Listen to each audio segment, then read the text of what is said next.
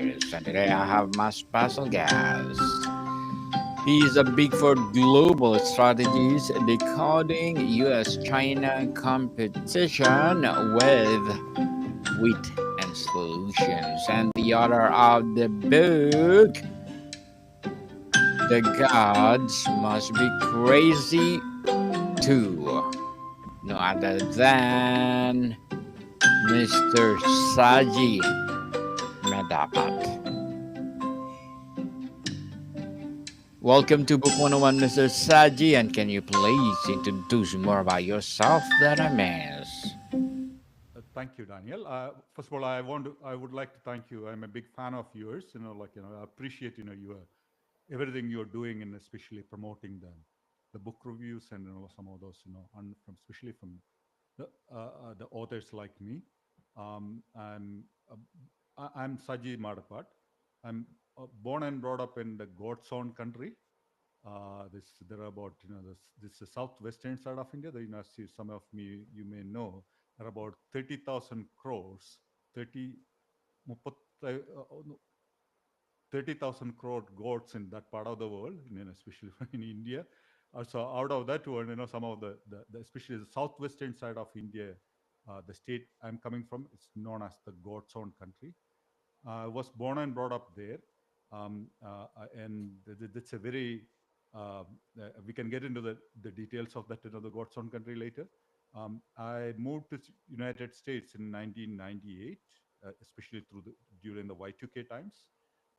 And I do the consulting work in the management. I'm a management consultant. I do the consulting work including it with some of the largest corporations in the world. I was also with one of the big four consulting firm before. I've seen my fair share of the world, especially in the financial transformation arena. So I thought this is the time to tell my, again, before it is too late. Um, we need to tell the story about, the other side of the typically people don't write or people don't speak about, especially with all the trade war going on now, the tariff war going now, with all the geopolitical undercurrents happening. I thought this is the high time to say, uh, uh, uh, uh, uh, um, tell the world, what's really happening. So, from that perspective, this is the first edition of the book, which I published about 5 years ago during the 2020, during the thick of the COVID, during the Trump 1.0 tail end of the administration, with the Trump 2.2 administration, 2.0 administration. Thought, I'm reviving that book as a second edition, and with all the things geopolitically happening, with all the tariff wars happening, there is a lot of undercurrents happening. The people are looking at the symptoms rather than looking at the symptoms. We need to look at what's happening under the iceberg. That's from that perspective I wrote, the second edition of the book.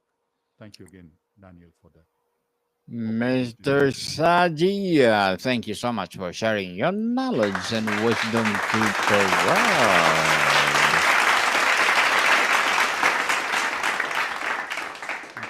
How would you describe the tone of this book?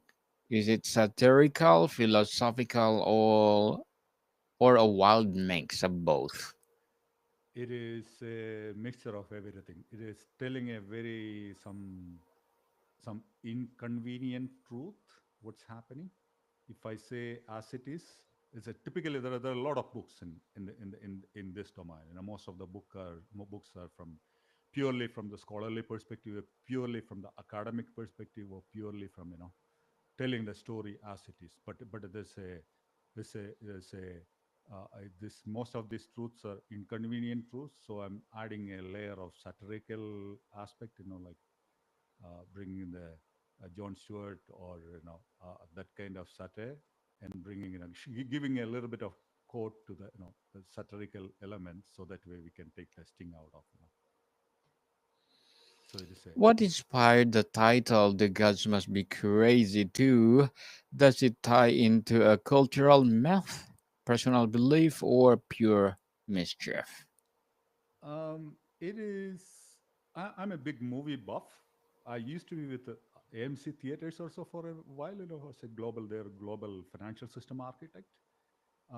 This is based on the movie The Gods Must Be Crazy. It's a 1980s African comedy movie. That was the second highest grossing non-Hollywood movie till at least till around 1990s. So this movie, The Gods Must Be Crazy, one, it ran maybe a couple of years based on my understanding in some of the theaters in California and so as in many countries it ran continuously. This is one of the most successful non-Hollywood movie at least till 1990s. Yeah, it's a classic. So in that movie, an African Bushmans, they used to be, at least back those days, the most primitive people in the world. They had no outside connection with the world. Somebody is throwing in a Coke bottle from an aircraft, and these guys are getting the Coke bottle. The kids started fighting for this the shiny stuff. Then the parents get involved, and the whole society turning into started fighting for the shiny stuff. So the village elders, they decided to, since it came from the sky, so they thought the heavens, the gods sent them that stuff. Like one of the village elders, his mission is traveling. His mission is to go to the end of the world and return it back to the gods. That is his mission. So he's traveling with that Coke bottle. He's through the so-called Western civilization. So he's looking at the Western civilization from a through his Coke bottle person perspective. So I adapted that concept. So as I mentioned, I'm from the God's own country. So that's a very interesting geopolitical, very interesting place. That is where the first time a communist government was democratically elected in 1950s. So even the current today's government, in the current government, is also in Kerala government, is also a communist government. It's a pseudo communist government. Um, so from that place, I'm nowadays I do the like for the past 30 years, I do the financial transformation and the financial consulting with some of the largest corporations in the world. Till recently, my client was Brook. I don't want to name the client, but it's a second biggest private equity firm in at least in North America. So I've seen my fair share of financial transformation, especially about like the people over here, especially the corporations. They look at from a quarterly perspective. Many of their like the outlook.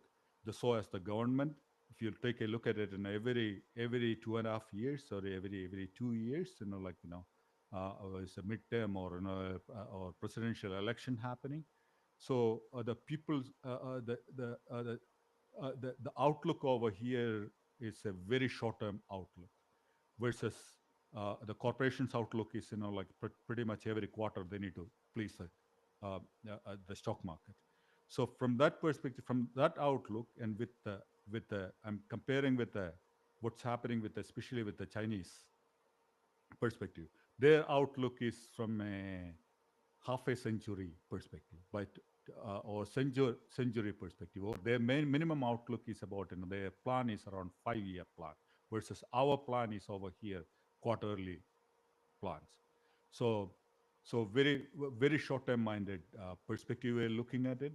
So I'm from the I've seen my through my projects. So I've been to around 18 countries with various various projects. I'm originally from, again, as I mentioned, from Asia. I've been to the China also a couple of times. I did my executive leadership in masters, from that part of the world.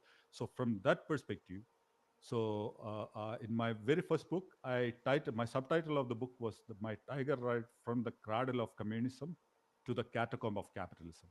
So that was my subtitle. I removed this time. I didn't use that subtitle. So from to the point, I'm looking at. It is more about my way of looking at through my cockmortal prism about the Western world. And in this part of the world right now, we are getting all the coke, all kinds of coke bottles are raining in. For example, the financial transformation side, or financial engineering side. Then there's a lot of private equity activities going on. on our even even this the system over here, like especially with the Facebook and with all kind of social media. This we all kind of social coke bottles are raining in. Unfortunately, people are looking at looking through their short-term prism. So I want to take a little bit through a long-term, perspective. That is the objective of writing this. So in summary, in short, so I adapted the Godsmith Be Crazy theme and the title for this book. How does the book challenge modern societal norms or human folly, Mr. Saji? Um, well, at the end of the day, yes, the original title of the movie, the Gods Must Be Crazy, it was about the Kalahari Bushman tribe. So in this part of the world, we are yes, we may be wearing the suit and coat, but we are completely tribal societies, especially with all the deglobalization happening now, anti-globalization happening now, with all the mentality over here, we are pulling back to our own tribes, our own, by country or by culture or by religion, or we are going back to the tribe. It is the same tribal mentality. Well, the tribal mentality is getting worse with even though even if you are wearing the fancy suit and coat. How do you balance slapstick comedy with deeper existential questions, Mr. Saji? So if I address the deeper existential questions, that's what I'm addressing through the either through the about the capitalism perspective or the civic perspective. And if I tell as it is, um, it is a very bitter. Let me put it this way: many of these things right now, what's happening from the political perspective, or like in the corporate perspective, or in the many of those things are snake vines. If I put the snake vine as it is, it is a very bitter things to swallow. So I'm adding a satirical element to that one, make it interesting to uh, read and interesting to like more. Uh, it is going to be much easier to swallow what is happening. In our own system, in our own, again, economically or geopolitically or financially, or what's happening. It's a bitter.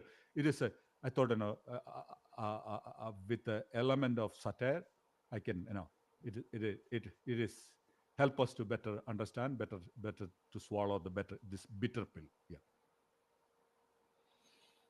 Mr. Saji, as an author, what are your short term and long term goals? Um, this is a book out of uh, my around 35 years journey. So I started as a, maybe I'll give a little bit of my background. I'm an industrial engineer. Then I did my MBA in finance. Started my financial my career in the financial services area. So I started with the equity research, project portfolio, project appraisal in those areas while I was in India back in '96. So then I saw the opportunity to come over here through the Y2K. That's how I ended up in this part of the world, as to fix the Armageddon and so on.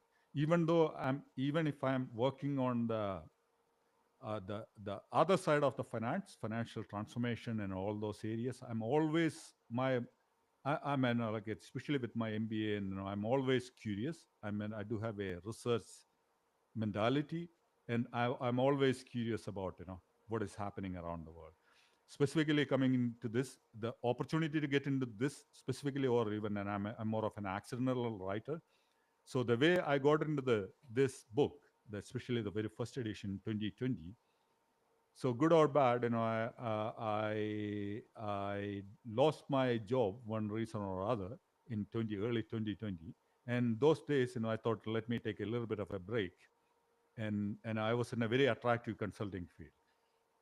So I decided to take a little bit, come out of my comfort zone. I did a little bit of campaigning for Michael Bloomberg at that time, but unfortunately, the Bloomberg he withdrew his candidacy at that time, and then the COVID hit. With the COVID, some of my then the back then the, my ex colleagues from the New York, they lost their lives.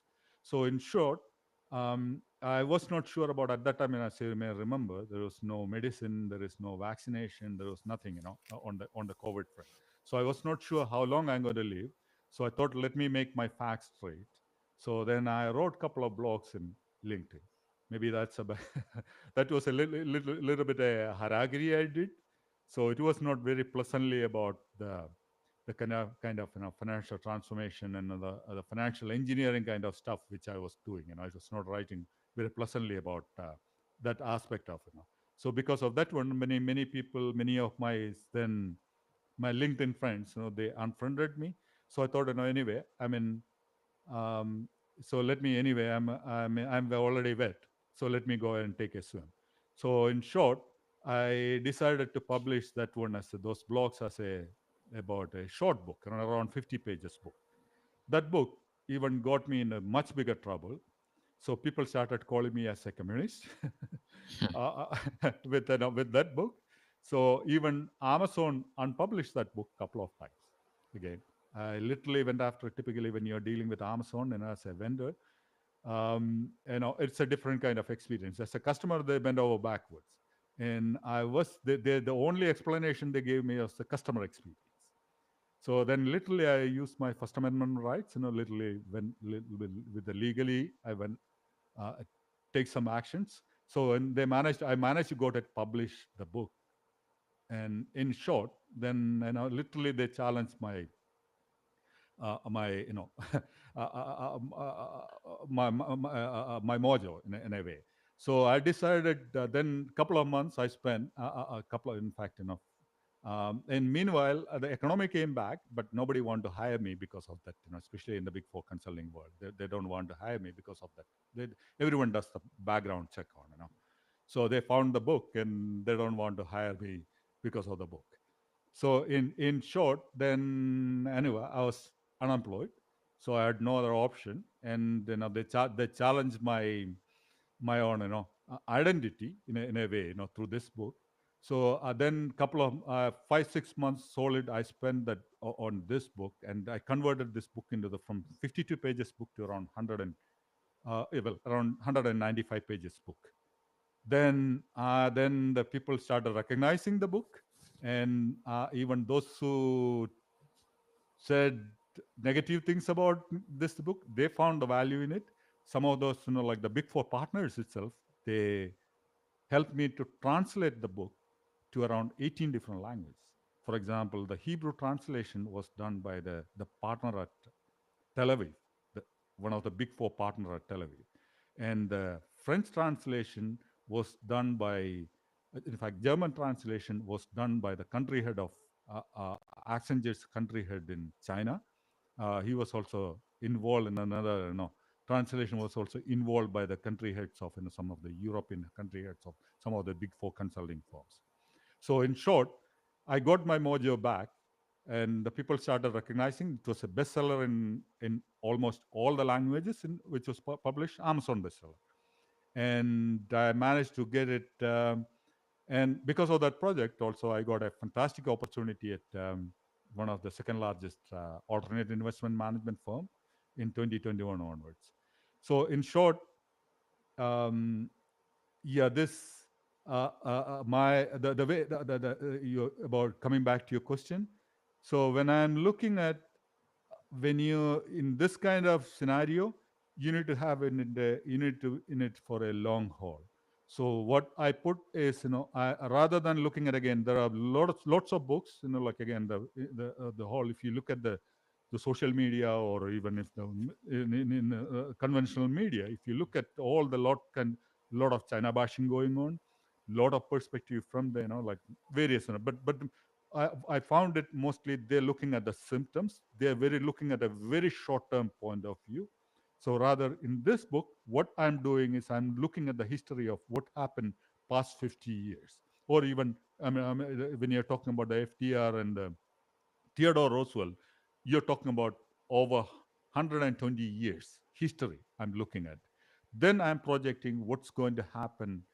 It is taking a not the look at right the right now what we need to do, what we need to do in proposing the solution rather than just throwing the problems. I'm proposing the solution from what we need to do next 6 months or next couple of years, and next 5 years, 10 years, 50 years, what we need to do.